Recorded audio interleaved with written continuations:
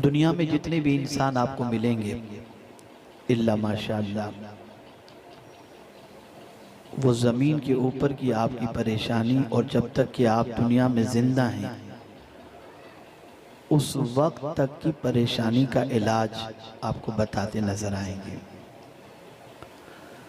जीना है तो कैसे,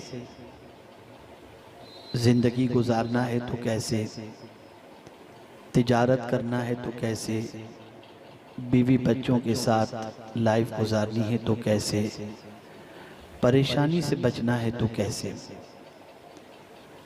तो दुनिया का इंसान ज़मीन के ऊपर की परेशानी का जिक्र तो करता है और ज़मीन के ऊपर काम आने वाली चीज़ों का तज़किरा तो करता है, लेकिन मेरे आका की ज़ात वो ज़ात है कि जो सिर्फ ज़मीन के ऊपर की परेशानी और वहाँ की राहत का तज़किरा नहीं करते, बल्कि मरने के बाद कब्र में भी जो चीज़ें राहत अता फरमाएंगी उसका तज़किरा भी हुज़ूर फरमाते हैं और उसकी तालीम भी रसूल आज़म सल्लल्लाहु अलैहि वसल्लम देते हैं। आइए मैं आपको बताऊं, मुझसे अभी मेरा ख्याल है कि एक हफ़्ता पहले कमोबेश इंदौर में एक साहब ने सवाल किया था। अल्लाह ने उनको बहुत नवाजा है, बहुत सारा काम वो कर रहे हैं। उन्होंने एक सवाल मुझसे ये किया कि हज़रत मुझे कोई ऐसा काम बताइए जो मैं इस दुनिया में अपने जीते जी कर लूं और मरने के बाद कौम को उसका फ़ायदा पहुंचे और कौम को राहत पहुंचे और उसके सबब से मुझे कब्र में भी राहत पहुंचे। आप में का हर शख्स ये सोचता है कि मैं अपने बच्चों के लिए मकान छोड़ करके मरूं, मैं अपने बच्चों के लिए दुकान छोड़ करके मरूं। लेकिन पूछने वाले के सवाल पर कुर्बान जाइए कि उसने ये सवाल पूछा कि मरने के बाद कौम को कोई फ़ायदा पहुंच सके और नस्लें उससे इस्तेफादा कर सकें, ऐसा कोई काम बताइए। तो खुदा की कसम पैगंबर रहमत सल्लल्लाहु अलैहि वसल्लम का इरशाद मुझे याद आ गया और ऐसा ज़ाब्ता रसूल आज़म सल्लल्लाहु अलैहि वसल्लम ने अता फरमाया कि अगर हर मुसलमान मरने से पहले ये काम करके मरता तो आज दुनिया में, पूरी दुनिया में मुसलमान जहालत की वादियों में न होते, बल्कि हर मुसलमान तालीम याफ्ता होता, एजुकेटेड होता और हर मुसलमान दुनिया वालों को राहत का सामान फराहम करने वाला होता। आक़ाए करीम सल्लल्लाहु अलैहि वसल्लम का इरशाद हमेशा के लिए जहन में रखें। आप में से बहुत सारे जवान हैं, बहुत सारे ज़ईफ़ हैं, बहुत सारे पढ़े लिखे हैं, बहुत सारे अनपढ़ हैं, लेकिन आज आपको ये सबक यहाँ से याद करके जाना है और इस पर अमल करने की कोशिश करनी है। इंशाअल्लाह आने वाली नस्लें कभी आपको भूलेंगे नहीं और आपको खिराज पेश करती नजर आएंगी। पैगंबर रहमत सल्लल्लाहु अलैहि वसल्लम ने इरशाद फरमाया, मरने वाला जब मरता है तो उसके अमाल मुनक़ता हो जाते हैं सिवाय 3 चीज़ों के। एक आदमी जब मरता है तो मरने के बाद अब कोई अमल वो नहीं कर सकता, अमाल का सिलसिला अब टूट गया। अब मरने के बाद न वो नमाज पढ़ सकता है, न रोजे रख सकता है, न तिलावत कर सकता है, न हज कर सकता है, न ज़कात कर सकता है। रूह जिस्म से निकली, अमल का सिलसिला खत्म। अब आप कुछ भी नहीं कर सकते, सारा मामला अमल का खत्म।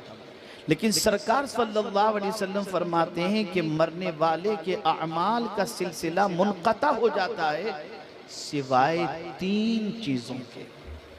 यानी अगर मरने वाला मरने से पहले ये 3 चीज़ें करके मरे तो कब्र में आराम कर रहा होगा और उन 3 चीज़ों का फ़ायदा अल्लाह उसे कब्र में अता कर रहा होगा। ज़हन में रखिएगा। नंबर 1, पैगंबर आज़म सल्लल्लाहु अलैहि वसल्लम ने फरमाया, मरने वाला मरने से पहले इल्म का कोई काम या इल्म छोड़ करके मरा हो। यानी एक इंसान मरने से पहले कुछ शागिर्द उसने तैयार कर लिए, कुछ इदारे उसने बना लिए, कुछ किताबें उसने लिख ली, कुछ दारुल उसने कायम कर लिए, कुछ स्कूल उसने कायम कर लिए।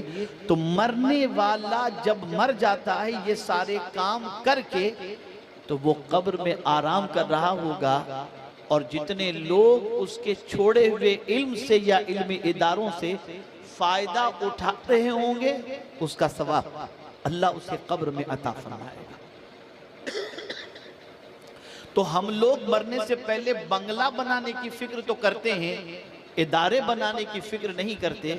और याद रखें, मरने के बाद जो लोग बंगले की फिक्र करते हैं, औलाद उस बंगले के लिए झगड़ा तो करती है, लेकिन उसके लिए मरने वाले के लिए कोई एहतमाम नहीं करती।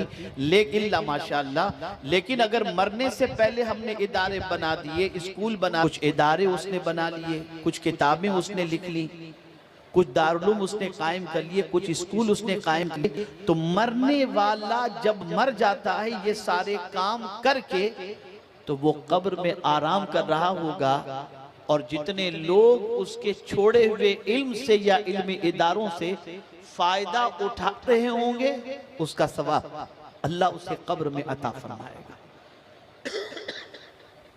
तो हम लोग मरने से पहले बंगला बनाने की फिक्र तो करते हैं, इदारे बनाने की फिक्र नहीं करते। और याद रखें, मरने के बाद जो लोग बंगले की फिक्र करते हैं, औलाद उस बंगले के लिए झगड़ा तो करती है, लेकिन उसके लिए मरने वाले के लिए कोई एहतमाम नहीं करती। लेकिन ला माशाअल्लाह, लेकिन अगर मरने से पहले हमने इदारे बना दिए, स्कूल बना दिए, और उसके बाद हम इस दुनिया से मरे, तो कोई हमें कुछ पढ़कर ईसाले सवाब करे या न करे, उस इल्म से जब तक दुनिया फायदा उठाती रहेगी, कब्र में हमें फायदा पहुंचता रहेगा। अगर मुसलमान इस चीज पर तवज्जो दिया होता, तो आज हर जगह हमारे ही इदारे होते, हमारी ही स्कूल होती। और याद रखें, गुज़िश्ता 700 साल से, बल्कि 800 साल से रसूल आज़म के इस इरशाद से गफलत बरती गई, इसलिए ना आज हमारे स्कूल हैं, ना आज हमारे इदारे इतने शान वाले हैं जहां बच्चे जाकर के अपनी इल्मी तशनगी को बुझा सकें।